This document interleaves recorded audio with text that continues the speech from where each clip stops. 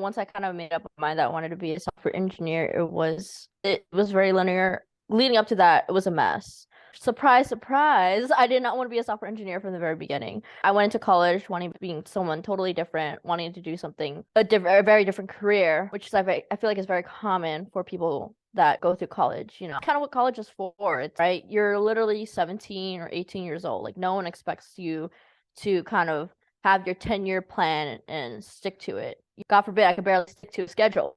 So don't be discouraged by that. But going back to it, so I went into space. I did come into USC as a computer science business administration major. I'm just gonna call that CSBA because so long.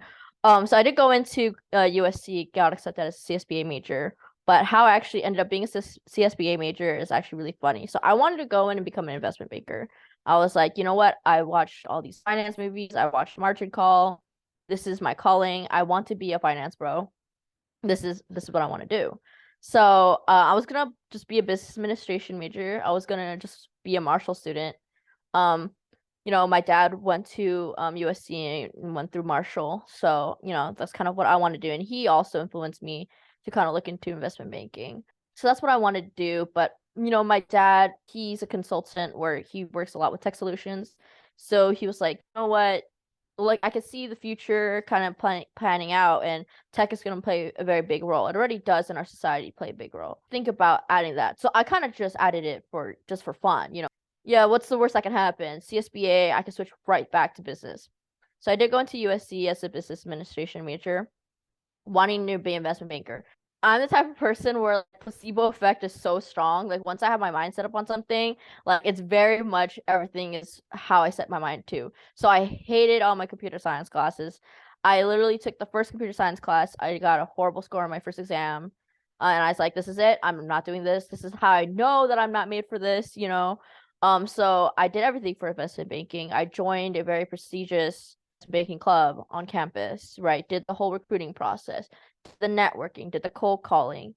But it just so happened that, right, investment banking has a very interesting recruitment schedule where for your junior internship, you should be looking that sophomore year, you should start looking to that like right away. And it just so happened that COVID happened. So COVID went down, and I was still doing these cold calls with all these investment bankers, trying to be like, "Hey, I went to USC. Can you give me a couple minutes of your time to kind of just what you do day to day, how it was like going from USC to investment banking?" And I think the most pivotal one was with this call with this girl.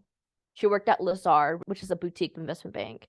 She worked at Lazard in New York City, and she basically kind of told me like COVID, investment banking and finance, and with any finance job, it's very dependent on the markets.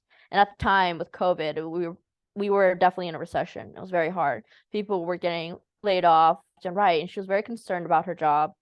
And she was saying, I saw that on your resume, you're a computer science and business administration major. If I were you, I would stick to kind of going down that computer science route. You're not saying that you can't do investment banking because I'm sure you can. You definitely quantitatively, like your mind is there, right? Just from this call, I could tell that you crave stability. You are a very curious individual. I don't think arranging PowerPoint decks and arranging logos, being a little gopher for your first 2 years, that's not something that you really would be interested in. So that call was very important to me because it really made me realize, yeah, someone who I don't even know, I literally just sat down for a 5-minute call. She was able to pinpoint kind of my main characteristics person because I'm very curious. I want to be able to have my hands in multiple things at once. And I'm not diagnosed with ADHD, but I like to think that like I work like that. My brain works like that. Like I need to be working on multiple things at once. I get bored so easily. And I do crave stability in the sense that I don't want to have to worry about my job every 3 months or every year. Jokes on me because it's tech market right now. But since then, I really kind of started like really doubling down on my computer science classes, and I just happened to take this weeder class at SC, which is CS 104, data, which is kind of the real weeder class. And I really enjoyed it because of the professor. And since then, I was like, you know what, I really actually really love what I do. Like when I'm learning my computer science classes. And this girl brought up a very valid point, and I started looking more into what a software engineer does, what it entails. And I would, during office hours when I'd ask for help from TAs for assignments, already interned at companies. So I'll try to kind of pick their brain and see what it's like being a software engineer, albeit they were just interns, right? So once I settled my mind on that, it was very linear from there in the sense that, I recruited hard for a junior internship, which I did with a company called Atlassian, which is known for like Trello and Jira. And then from there, I recruited again for post-grad opportunities. And I was just lucky enough to be able to land the software engineering position at Meta. Um, so yeah, it was a very quick turnaround, but yeah, that's kind of how my whole career panned out. In short, like what you can take away from this is that what you have your mind set on at the moment, it's okay to change your mind. You shouldn't beat yourself down, because at first I was like, I spent 2 years trying to be an investment banker. I'm going to throw all this away. Like, this is so stupid to me.